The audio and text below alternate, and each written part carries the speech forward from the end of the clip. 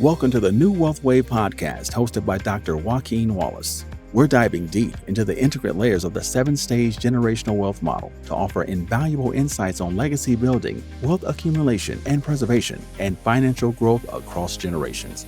I'm Dr. Joaquin Wallace, and this is the New Wealth Wave podcast.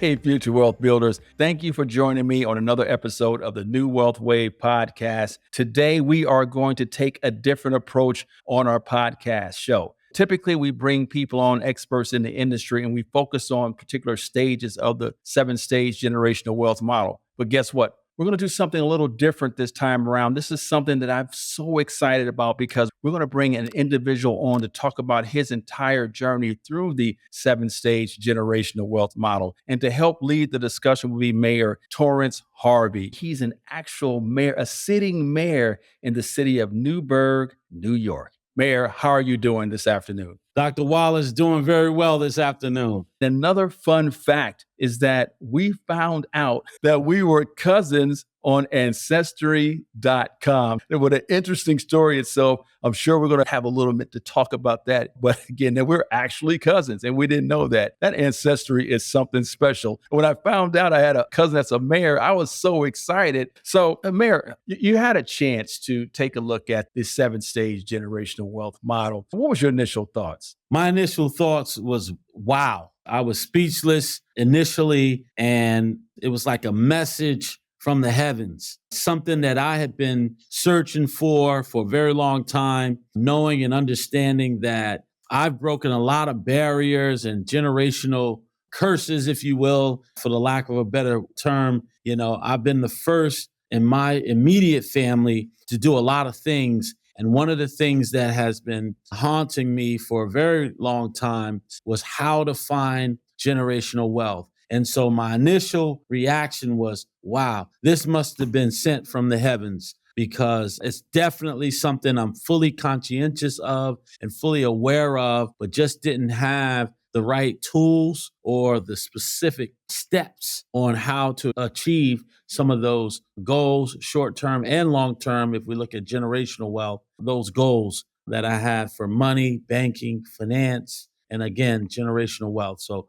my first reaction was, wow. If this is your first time tapping into New Wealth Wave podcast, make sure you tap the description and you can download a copy of the PDF. Let me give you an overview of the 7-stage generational wealth model. Stage 1 is our internal and external ecosystem. Stage 2 is our financial genetic code, which we focus on financial trauma and anxiety. Stage 3 is financial healing, where we reprogram your financial genetic code. Stage 4 is financial edification. We speak about financial literacy and inclusion. Stage 5 is financial well-being, where we're all trying to get to. We want to have a soft landing. We don't want to outlive our income. Financial health is so important there as well. Stage 6, generational knowledge. This is where we create our financial footprints to provide for stage 7, generational wealth. So those are the 7 stages, and it's 3 areas that we focus on in your current life: your past, your present, and your future. So again, if you haven't had a chance to take a look at the model, you can download it, click the link in the description,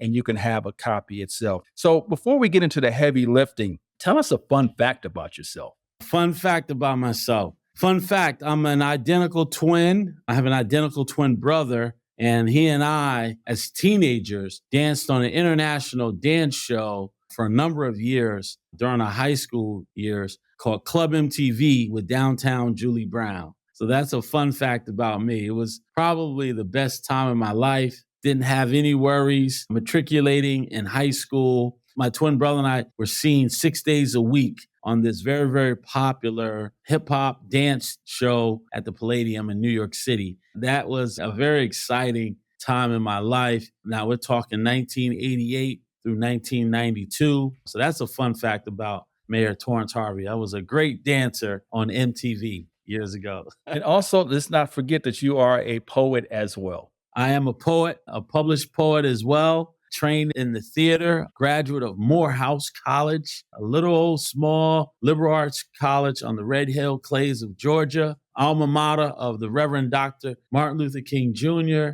Samuel L. Jackson, Spike Lee, and so many other distinguished alumni throughout the world. You have to include yourself in that as well. You're a mayor in a major city as well. So we usually bring experts onto the show and they kind of highlight specific pieces of the 7-stage generational wealth model. And we're not going to do that. This is something that I've been aspiring to do from the beginning. I wanted to bring people on, regular people, so to speak. And in some cases, you have to be somewhat vulnerable. We're not going to be too vulnerable, but you have to be Right. somewhat vulnerable for people to say, if the mayor has these issues, he's just like I am. And so it kind of levels the playing field. So by doing so, we usually start with a 3-part question. So this is where it gets kind of vulnerable. Okay. So before you became mayor, before you became who you are today in this space, where were you at on the model? Before I became mayor, I was toggling between 3 and 4 on the generational wealth model. 3 being financial healing and reprogramming,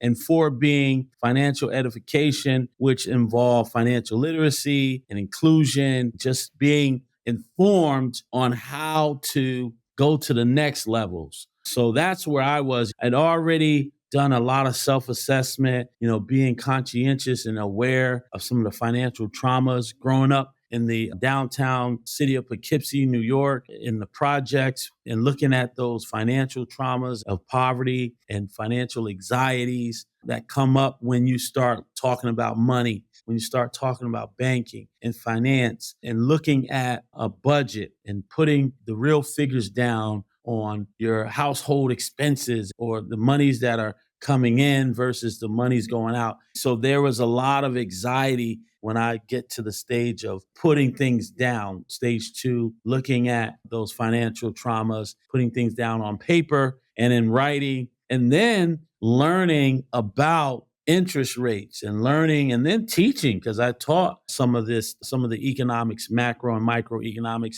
I was a business and theater major in college. So I took, introduction to accounting principles 1 and 2. I took introduction to management and marketing and looking at those accounting principles. So I actually was intentional with taking and studying business courses in addition to studying Shakespeare and Chekhov and the great theater thespians of modern and classical theater. So yeah, I would say before becoming mayor of the city of Newburgh, going into city government, I had already gotten some exposure to financial literacy and then teaching economics, understanding supply and demand curves, understanding the shifts in supply and demand and different economic systems, whether it's capitalism, communism, and socialism, and the history behind those things. And then realizing, at some point, I have to know the financial literacy in order to be a father, a husband, the head of household, and then eventually going beyond, again, breaking some of those generational curses that my parents and my grandparents and my great-grandparents had with regard to being impoverished and not being homeowners or landowners. All those things were something that I was constantly exploring and knowing and understanding income versus investments, knowing the difference between preferred stocks and common stocks, and knowing how to read the stock market and things like that, just the basics. And then decided at some point to become a homeowner. And that's when I had my aha moment. Talk to us about that aha moment. So my wife and I got married 24 years ago in 2000. So at the turn of the century, we had already had a child after our first year in college. I come from the dance theater world of New York City. By the end of my freshman year in college, at 21 years old, because I went to college at 20, by my freshman year in college, my wife and I met. And at the end of that year, we had our first child. And that was before our marriage in 1993. That was an eye-opener, saying, okay, you got to take care of business. That's what motivated me to do exceedingly well in college and Dean's List and honor roll every semester. When we graduated college around 1997, my wife and I continued to date. By 1999, I was in Chicago for theater school. When I went to Chicago for a year at DePaul University of Theater School for graduate school, My wife was there with me in Chicago. After a year of study, we returned back to New York. I was doing television and film in New York City, auditions, off Broadway, and all different things. And the aha moment was when we got married in 2000. We had our second child, which is our son. So we had two boys. And then in 2004, we had our daughter. She was the third child. And I told my wife, I said, after three, that's going to be it, because there's one for the Father, one for the Son, and one for the Holy Ghost. And the aha moment was having a daughter. And that was a game changer for me, because I knew right then and there I had to, without knowing the 7 steps at that time, I knew right then and there I had to double down on my financial edification, my financial literacy, and I had to purchase a home because of a baby girl being born. I'm an educator, government official, 26 years teaching high school and college as an adjunct professor. I said, I want my children well educated, because I broke the barrier of some of those educational curses with being the first to graduate high school in my immediate family, the first to go to college, the first to graduate college, the first to attend graduate school, the first to graduate with a master's degree. And so I was able to break those barriers, but now I was interested with having a baby girl, financial and generational financial wealth for her, particularly because she's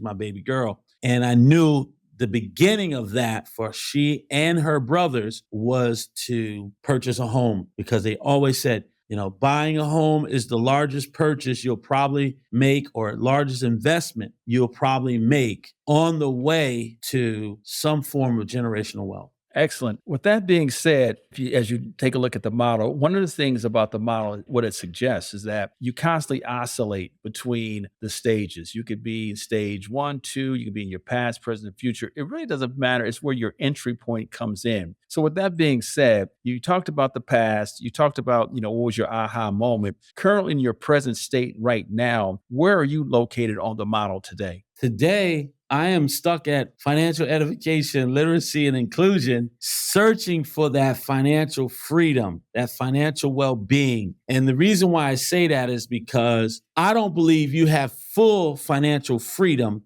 unless you can step back and, absorb any financial crises. You can step back and not necessarily go to work every day to generate income, but you also have multiple streams of income, which we call soft income, coming in every month. Once you have that, and those are some of the things that I'm working on with writing 3 books and publishing 3 books to generate residual income or royalties from my book sales, and also having 2 jobs, trying to look at investments that will generate soft revenue on a monthly basis. So maybe at some point, I don't even have to go to work. Yes, I've been building up a pension. I've been building up my Social Security pension. So I have some things moving, but I'm not quite at the stage where I would classify myself at having full financial freedom and the ability to absorb a major financial crisis. So I'm at stage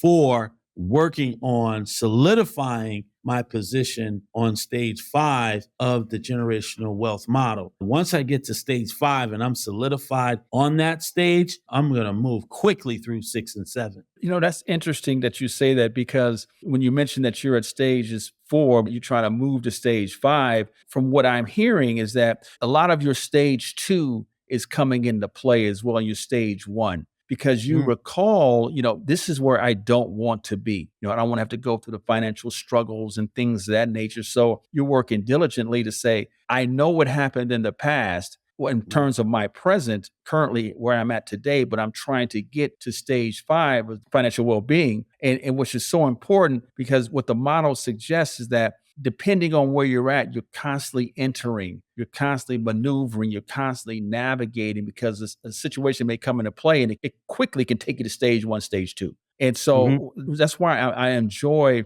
the aspect of bringing someone on like yourself, who's a person that people look up to. you're a person that people see, you're a public figure, so to speak. And so when they see you speaking, being so transparent, they say, well, I'm not the only one, because you've done a lot in the city. We're going to get over that as well. Some of the things that you have been able to put in place because of financial literacy, because you see the importance of having it, but having seen you in this vulnerable situation is going to allow those people to even connect even more when they see you. They say, Mayor Harvey, I didn't know that you had the same struggles that I had as well. You mentioned during an off-camera conversation that you felt that education has been instrumental in your ability to succeed. However, let's pivot that to financial education. How have you gained a better understanding of financial edification over the years, considering that financial education was not a part of your ecosystem? How did you make that pivot, and how are you still making that pivot today? So one of the things that gave me an opportunity to make a pivot, not coming from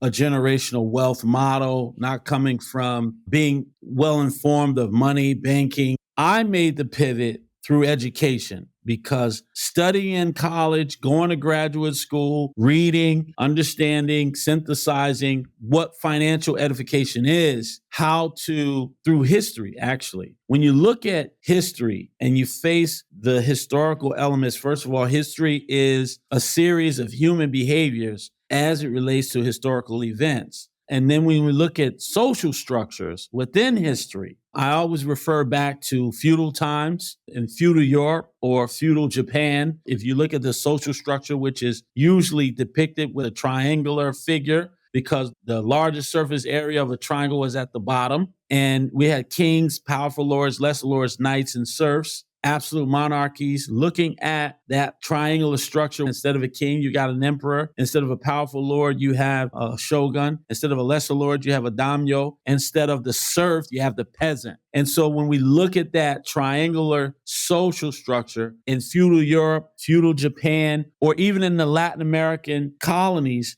during Latin American revolutions or prior to, any American structure, any social structure is always depicted when we look at social hierarchies in this triangular structure. The largest surface area of a triangle is at the bottom, and that's where the masses of people are in any social structure or any society. And I always say to myself, it was like a conscientious awareness or an awakening that growing up in poverty put me in that social structure, whether we're looking at upper class, middle class, and lower class, that I was born in the bottom class. I was born in that lower class. I was born in the working class. That's what the serfs and the peasants were. And no one wants to be a peasant. So when I looked at my lessons in history and then looked at the sociological elements of social structures and who exists, how they exist on that hierarchy, I said, man, I'm at the bottom. How do I change? How can I go from that peasantry class or the lower class to the middle class, and then somehow create an opportunity for generational wealth where my family, perhaps in America, the land of the free, home of the brave, the only way you can achieve social mobility and coming out of that lower class is through education and financial education or financial literacy, so that you can put certain things into motion and again, create generational wealth. And then once becoming educated, looking through the lens of history and sociological elements, is figuring out where I was in the beginning, where I am now, and where I want to be in the future. That's an excellent answer. Future Wealth Builders. Today we have Mayor Torrance Harvey, and I wasn't expecting us to have a class in history as well. So you're getting both. We're getting financial education and we're getting some history as well, as he so eloquently has presented this to us. So, now, Mayor, you have an opportunity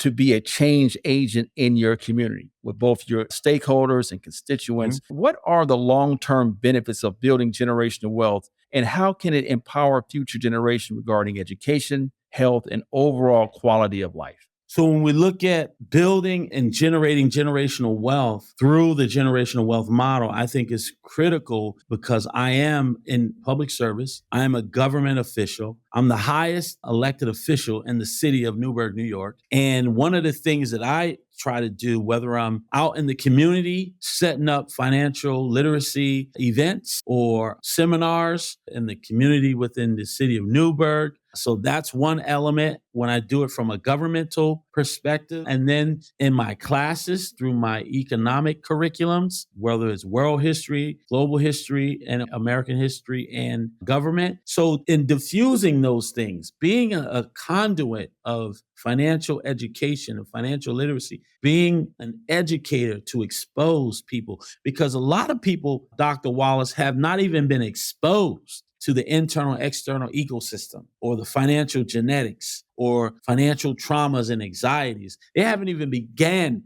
that conversation. People fall into the fallacious appeal to tradition, and they fall into the tradition of just going to school and then going to work and figuring out how to make ends meet and how to somehow have a better quality of life at a low level, not even at the higher level. And so I think using my role and position as a government official and as an educator, being able to expose the masses, as many people in my community, to the importance of not only financial literacy, but finding that generational wealth. A lot of people function at a level where they're not even having these discussions in terms of the masses. Now, you have a few, but the masses don't. Because if your parents didn't find generational wealth, then more than likely you aren't. It's the same thing as when we talk about food, health, and wellness, when we talk about what we eat, how we eat, how much we eat. It's the same concept. If your parents are cooking certain foods, the children are going to learn how to cook those foods. If the parents aren't having conversations about finding generational wealth,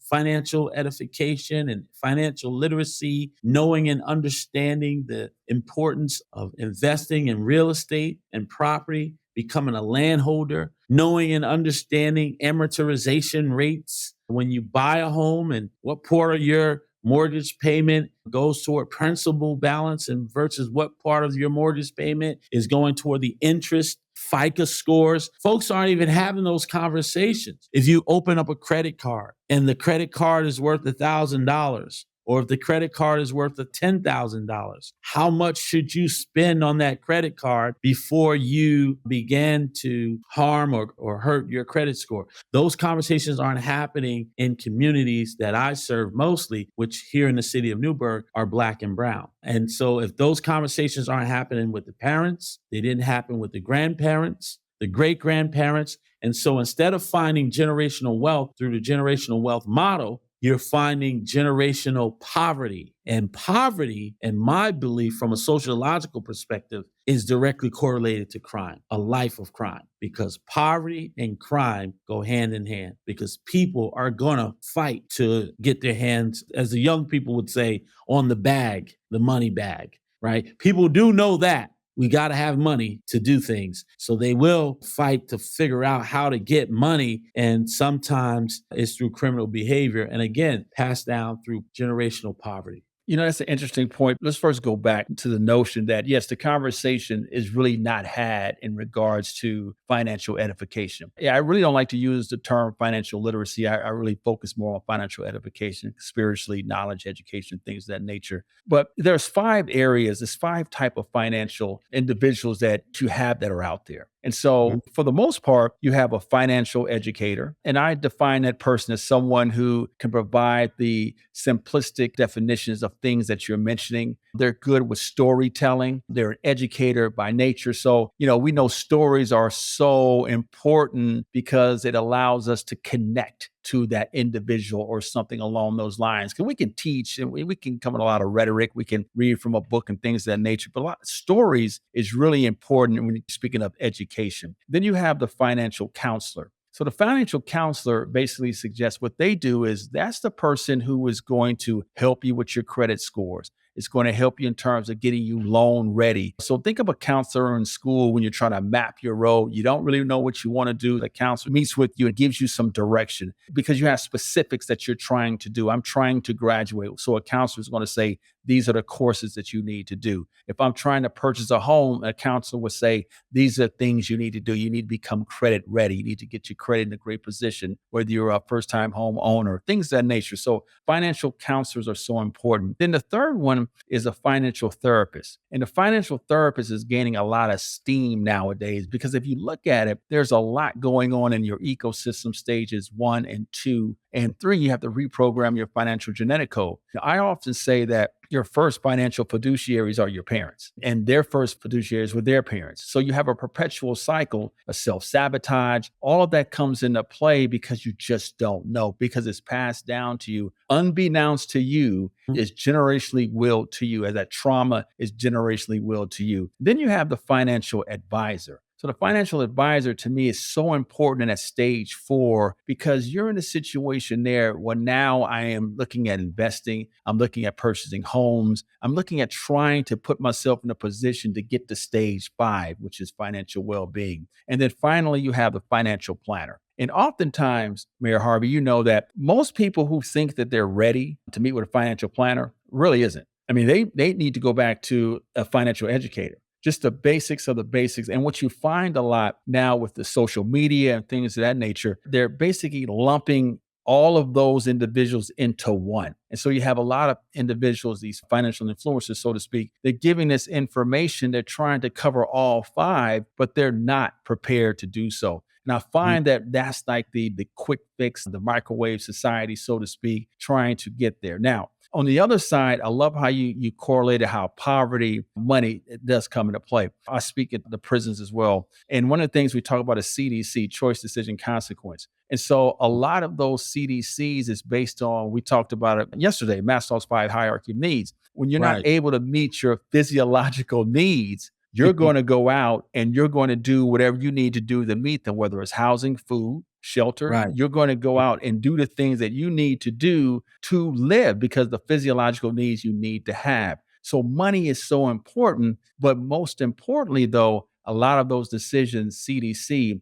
where I may say, those are irrational decisions, to that person in the moment, that's a rational decision. And so we have to look at it from that perspective. And that's where your internal and external ecosystem, what we see outside the door, social, economics, education, healthcare, all of that does come into play. So for what you're trying to accomplish is so important at the grassroots level, in particular to your stakeholders and community constituents, you're making a difference within the community itself. Yes, absolutely, Dr. Wallace. And one of the things that you made me think about is I look at successful people and I look at people like Warren Buffett. I look at people like Bill Gates. And one of the things I teach with my students, my global history students and my American history students, we do a corporate profile assignment. And in the corporate profile assignment, we talk about the different types of businesses, because I think that entrepreneurship, at some point, when you talk about generational wealth or looking at the generational wealth model, entrepreneurship comes in.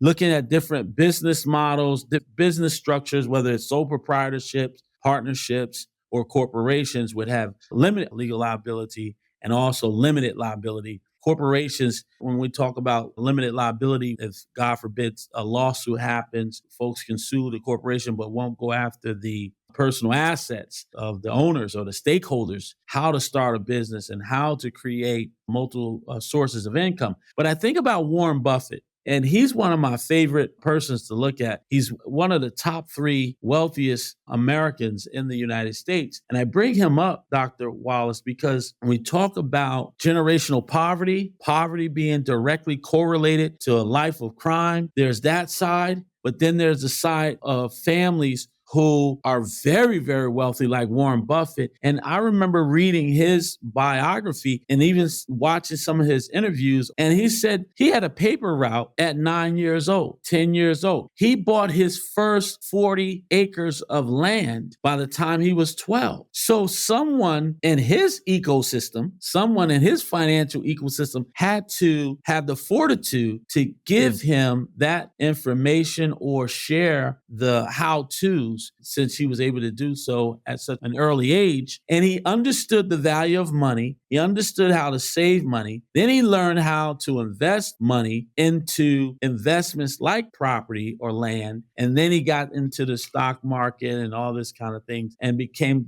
he's one of the wealthiest men in America. But again, learning from your parents, learning from the people who are the first stewards of your financial exposure and financial education. Absolutely. And it goes back to your ecosystem. At some point, those individuals are the ones that give you the opportunity to learn and go forward, as you mentioned earlier. So, with that being said, how can understanding and creating generational wealth contribute to breaking cycles of poverty within communities? And this is the second part to that question. How does this differ from simply achieving financial literacy? Well, first of all, someone has to break the generational curse as it relates to financial edification, as it relates to financial literacy. Someone has to do it. If you look and analyze your internal and your external ecosystem, and you come from, like where I come from, a position of poverty, where there aren't any landowners in my immediate family or my immediate extended family. And in my immediate extended family, there was no generational wealth. Everyone was going to the patterns of what I call fallacious appeal to tradition, going to work, earning an income, and living a life of poverty and not really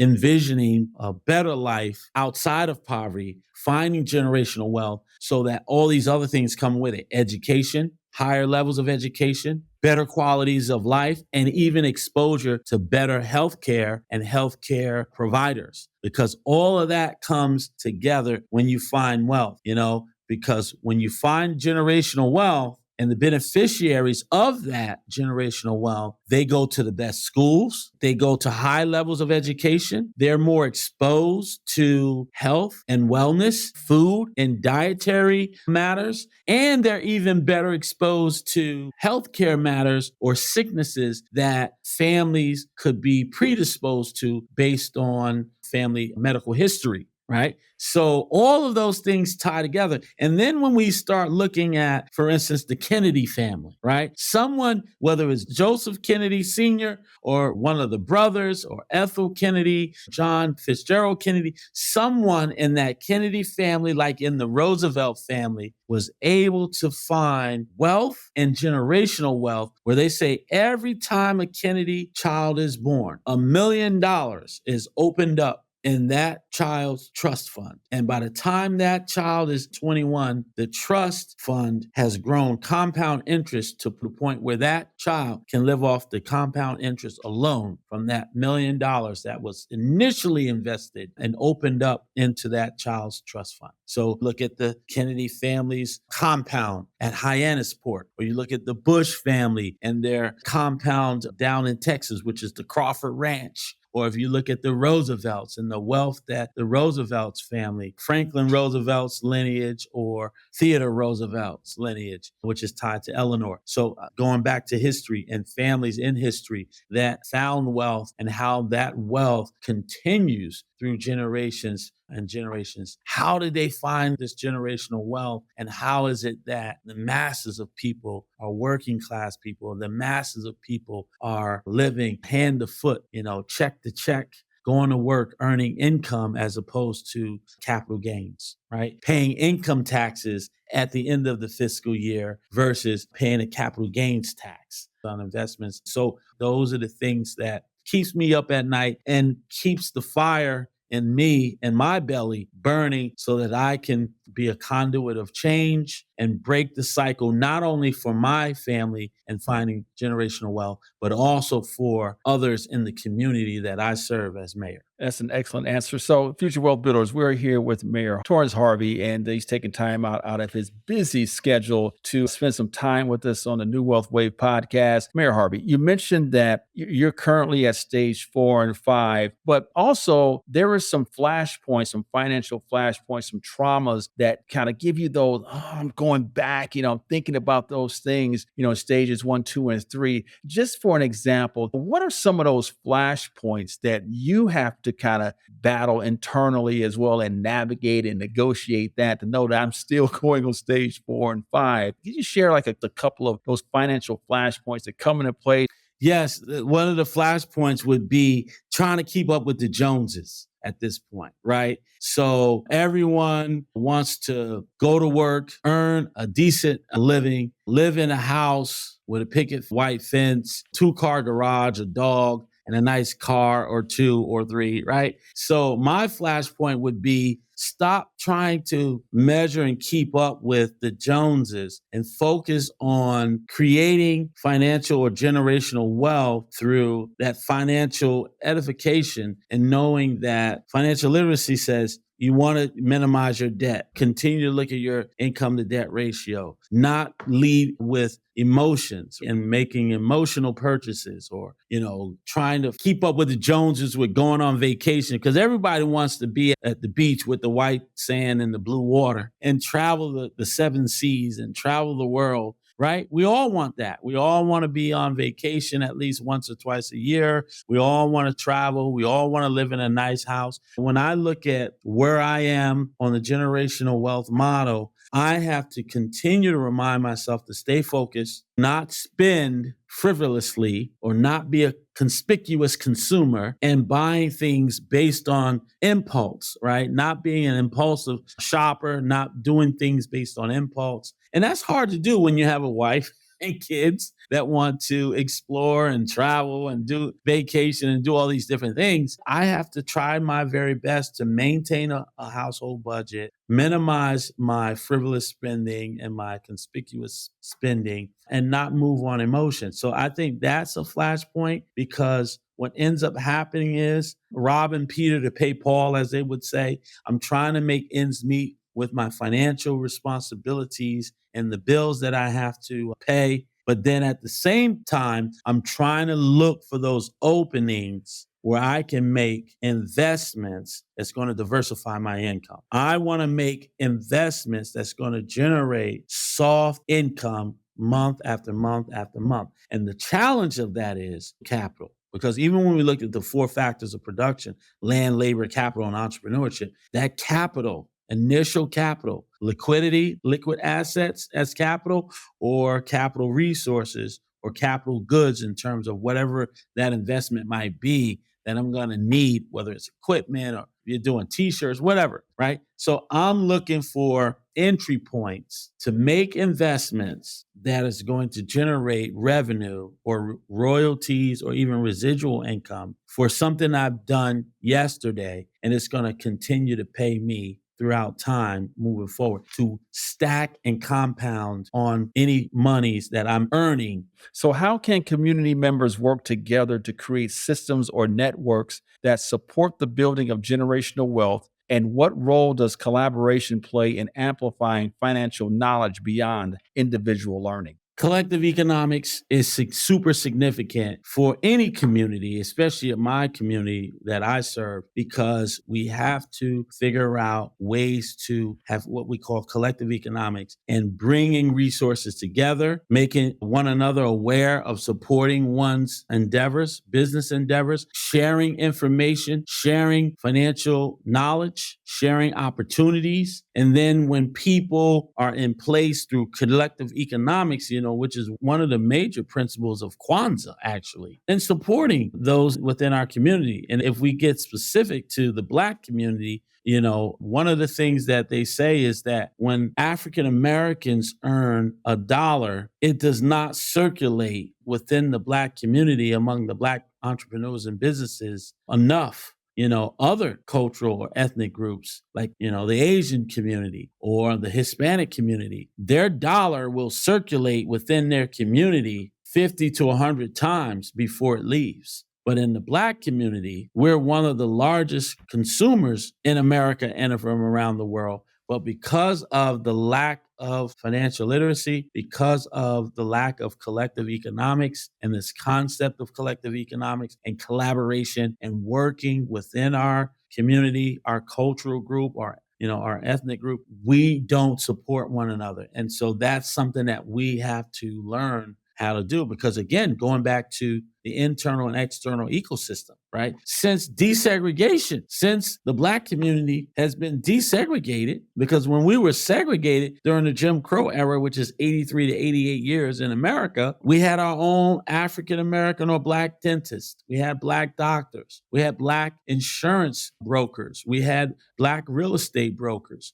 Right? We had all these things because you had to have them. And the dollar circulated in the Black community several times, 50 to 100 times. But since desegregation happened and integration has happened in our country, we don't see much collaboration in the Black community, particularly. We don't see collective economics supporting our own businesses and circulating the dollar within our community before it goes out to another community. So I think collaboration is super important. It starts with knowledge, wisdom, and understanding, and being intentional about those particular things. I have a big question for you. We're getting towards the end. This is the big question. So some suggest that you can't take the money with you, or as you eloquently stated, the U-Haul isn't following you to the cemetery. You have those who believe that you spend money and enjoy your life, and your kids or beneficiaries have to pretty much fend for themselves. And many call this is selfish behavior. So with that being said, how do we remove ourselves from self-sabotage or learn helplessness to move a generation forward with generational knowledge, therefore creating financial footprints to achieve generational wealth? I think we got to really do a self-assessment. I'm doing that now since my conversations, Dr. Wallace, with you, being introduced to you, learning and analyzing and synthesizing these 7 steps to generational wealth and the generational wealth model. I am doing a self-assessment.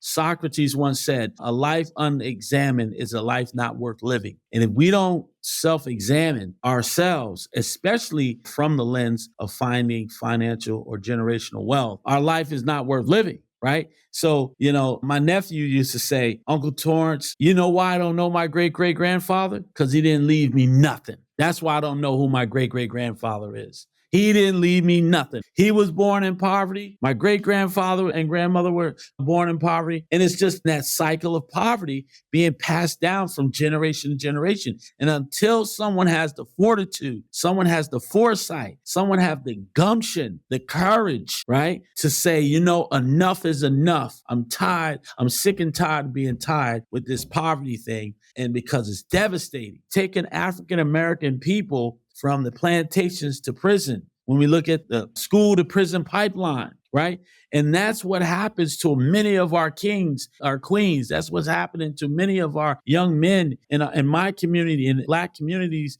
and Hispanic communities across the country. So my direct response would be, someone has to do a self-assessment and do a self-examination on how we can break the cycle of poverty for our families and our generation. And it starts with us, because yes, you're right. You never see a U-Haul following a hearse. So we can't put all our value and all of our heart and spirit into money and those possessions. But what we can do is work hard as hell to break the cycle of poverty and generational poverty for our families and find generational wealth using the generational wealth model. And I'm committed to doing that because I don't want my children's children's children to continue this vicious cycle of poverty, because poverty is directly correlated to a life of crime. And poverty can lead many good people to death before their time.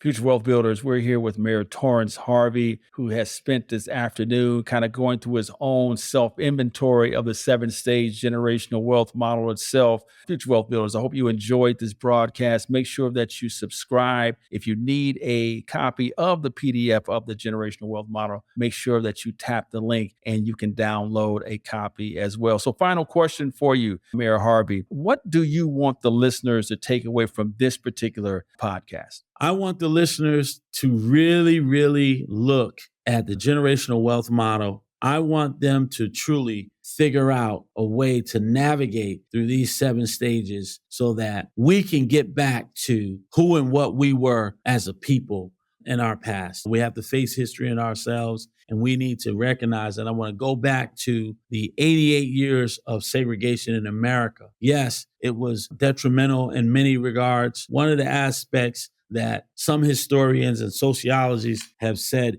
that when we integrated, we lost our Black dentists, we lost our Black doctors, we lost our Black insurance brokers, and we spend more than any other cultural group in America. If we don't know and figure out how to find those generational wealth and how to empower one another, particularly in the Black community, then we're going to consistently be at the bottom of the barrel when we talk about the ecosystem within our financial world in America. Folks are always going to be at the bottom of the barrel. We won't ever make the inroads that we once had when we had those entrepreneurs and those business owners. There are regions in the United States and cities within the United States where the Black community is thriving with entrepreneurship and businesses and so on. So there's a group that's moving on that. But I want to leave with the listeners and the viewers this last notion. We must find generational wealth within our community, within the Black community, and within the community at large for those who are impoverished. We got to work through that. So, Mayor Harvey, I know you do a lot. So why don't you give our listeners your social media handles, and they wanted to reach out to you and follow you. I know you're a poet as well. You may even get out there and start dancing again. You never know.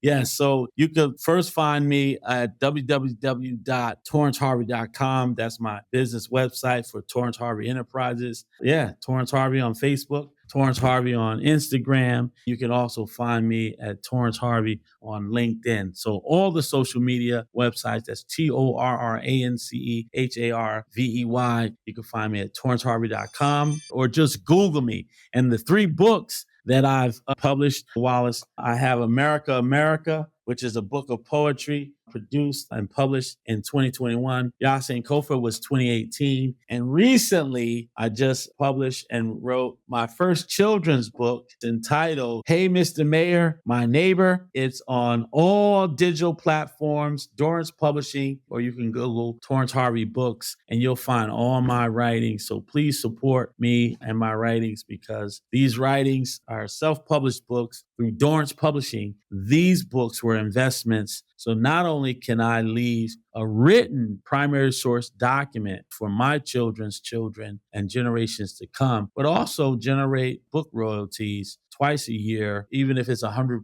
a year, twice a year, whatever it is, just to diversify my income. As a history guy, a history teacher for 26 years, and as the mayor of the city of Newburgh, New York, I want to leave a written legacy of how I view the world from my own personal lens. And these are primary source documents, hopefully will be in print, available forever. So my great-great-great-grandchildren can read my poetry. My great-great-great-grandchildren can read my children's book. Future Wealth Builders, first and foremost, we'd like to thank Mayor Torrance Harvey, Newburgh, New York, for taking time out of his busy schedule to come on a New Wealth Wave podcast on behalf of my producer, Ray Haycraft, myself, and all of our fans at the New Wealth Wave podcast. As we always say, generational wealth begins with generational knowledge. We'll see you on the next episode of the New Wealth Wave podcast. Take care, everyone. Thank you for joining us on the New Wealth Wave podcast, hosted by Dr. Joaquin Wallace. Our show is edited and produced by Ray Haycraft. To dive deeper into the world of financial wisdom and learn how to create your financial footprints, head to our website at www.drjwallace.com. For more updates and exclusive content, connect with us on social media by searching Dr. Joaquin Wallace. And if you have questions and comments, feel free to email us at thenewwealthwavepodcast@gmail.com. Remember, generational wealth begins with generational knowledge. And as always, thanks for listening. The content presented in this podcast is strictly for educational purposes and should not be taken as investment advice. The views and opinions expressed by our guests may not necessarily reflect those of the New Wealth Wave podcast and its host or producers. Listeners are urged to exercise discretion and judgment before making any financial or investment decisions. Always consult with a financial professional or advisor before taking any action based on the content of this podcast. If you're enjoying the New Wealth Wave podcast, we appreciate if you leave us a review. We're always open to topic suggestions and guest recommendations. Feel free to reach out to us directly with your thoughts and feedback. Thank you for tuning in, and we'll see you next time on the New Wealth